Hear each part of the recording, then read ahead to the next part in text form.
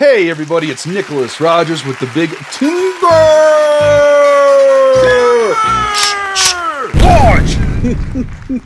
Come back at you today with another fun and exciting video where we're taking a look at the 3-box lot test of the Hornady 300 PRC Precision Hunter 212 grain ammunition. This is part 2. In part 1, we covered the average velocity and standard deviation of the 3 different lots of ammo that we have. And in today's video, we're going to be doing the accuracy showdown. Very excited for this. I think this is probably going to be the more exciting portion of this 2-part series, because what we're going to be doing is shooting 2 3-shot groups with each lot of ammunition at 100 yards to see which one produces the best group sizing. Now, I'm not going to be adjusting the reticle. We're not looking for accuracy in the sense of hitting the bullseye. What we're looking for is tightness of groups. So whichever lot gets the tightest group on average is going to be crowned the winner. All right, first up, we have lot number 1, or control.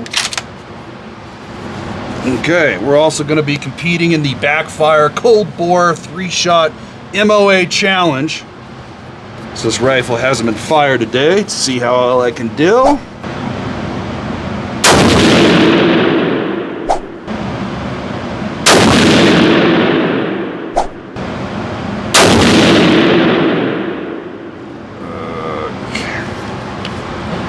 Call it back.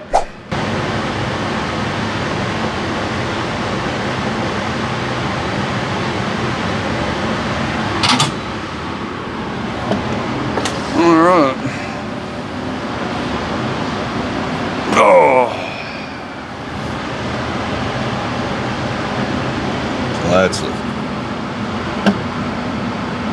That's probably 0.7, maybe a 0.6. I'll get the measurement out.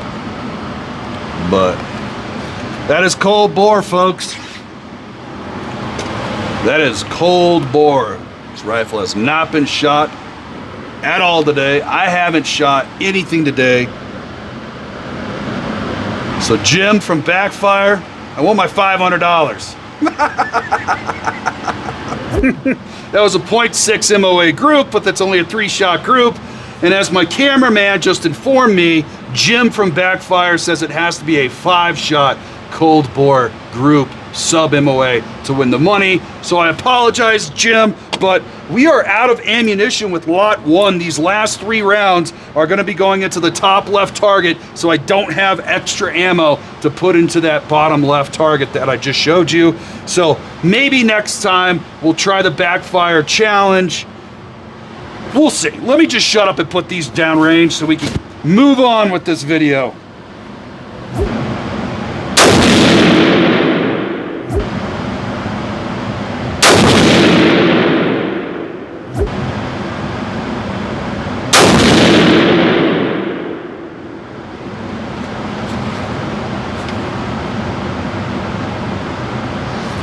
Let's call it back.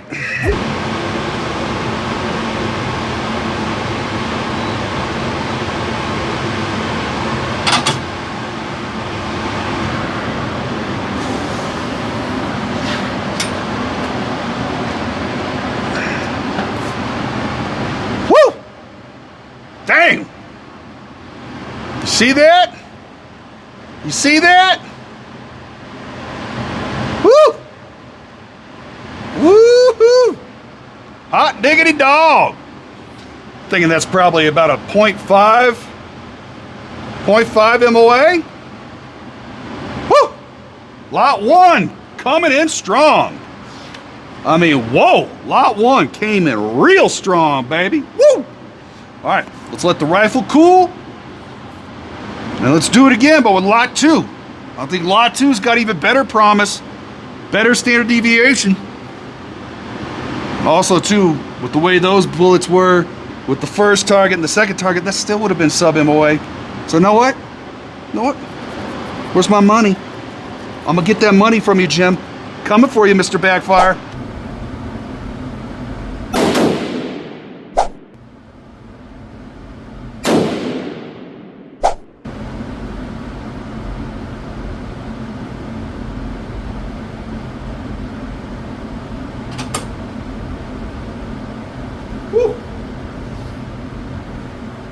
Yeah, buddy.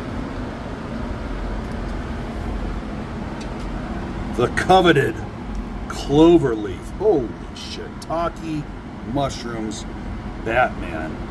That is a tight group. That might be a 0.2. Folks, that might be a 0.2. Let me get it measured. Ran into a fan of the channel, local. His name's Morgan. Hey, Morgan.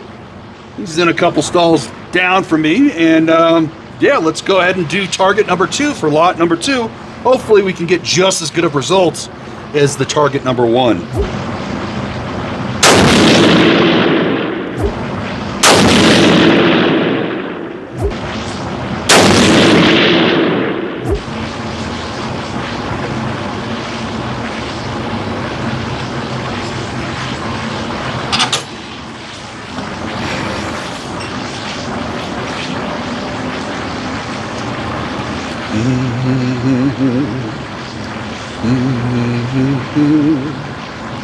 Uh-oh. All right, so that's definitely Sub-MOA.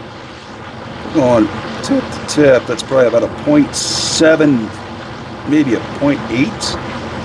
But definitely opened up versus the cold bore.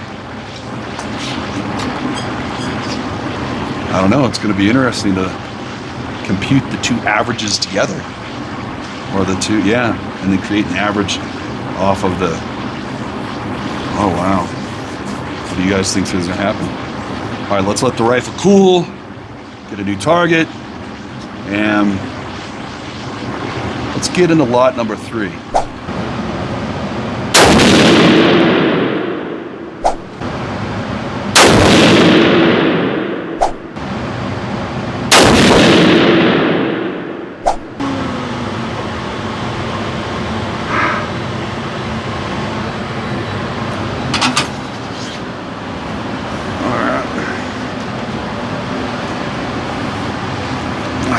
That is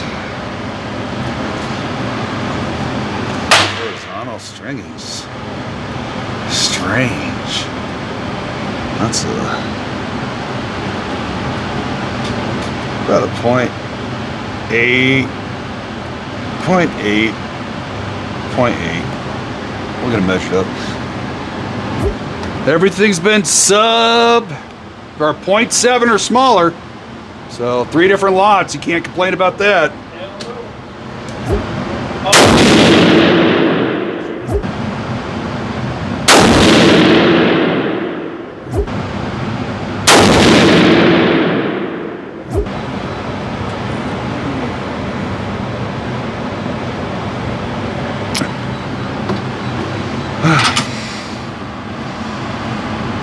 Nope, that's probably going to be a 0.8. But interesting how they both had horizontal stringing. Yeah.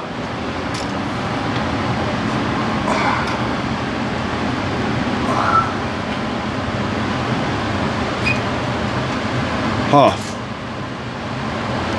Probably 0.8 or a, no, probably a 0.9. 0.8 or a 0.9. Get it measured. I'll drink to that day at the range, and I hope you do with me as well. Now, let's talk about the groupings really quickly. So we had lot number 1, which was our control, which I knew the rifle liked from the previous time at the range. And this shot an average of 0.55 MOA if you added up the 0.6 and the 0.5 with the 2 different groupings. Now, what about lot number 3, which shot a 0.6 MOA and a 0.8, so it came out with an average of 0.7. Not nearly as good as lot number 1, but still, an average of 0.7 in both groups were below MOA. It's not a bad lot. Now, the real question is, how did lot number 2 perform if it got a 0.3 MOA and a 0.7 MOA? Well, it comes out to a 0.5 MOA, which makes this the king, Hail to the king of the accuracy showdown, which is fantastic. Now, it's not that much better than lot number 1, but it still is better, and it came with a lower standard deviation of 6 versus lot 1, which had a standard deviation of 12.1. So that is something I think that probably played into that factor a little bit. Plus that cloverleaf, chef's kiss. So what are we going to take from this? Well, what we're going to take from this is I'm going to read you the lot numbers for each box. And if you want to go out and try to find these lot numbers, well, go out and try to find them. Plus, also, it's going to give us an insight into the age of the actual boxes of ammunition. And this is going to surprise you a little bit. So let's start off with lot number 1. This was my control. Lot number 1 is lot 3241227. Okay, remember that, 324. Now, we'll go into lot number 2. Lot 3234384. So lot number 2 is actually older than lot number 1. Now, what about lot number 3? So this is the one that kind of threw me off because lot number 3 was so much faster with the average velocity than lot 1 or lot 2. And its lot number is 3234435, placing it in between lot 1 and lot 2 on the timeline. So lot number 2 was the oldest with an average velocity of 2,856, standard deviation of 6. Lot number 3 was in the middle with an average velocity of 2,893, standard deviation of 19.6. And lot number 1 had an average velocity of 2,857 with the standard deviation of 12.1. All 3 shot fantastic in my Seekins. And what I'm going to tell you now is if you buy these lots of ammo and you can't shoot as good of a group, it's because either you're not as good of a shooter as I am or your rifle just doesn't like the ammo. Now, if you do go out and buy one of these lots of ammo and you shoot better than me, it's not because you're better than me. It's because you're lucky. Okay. All right, everybody. I hope you had a good time with these videos for this 2-part series, and cheers. Until next time, peace.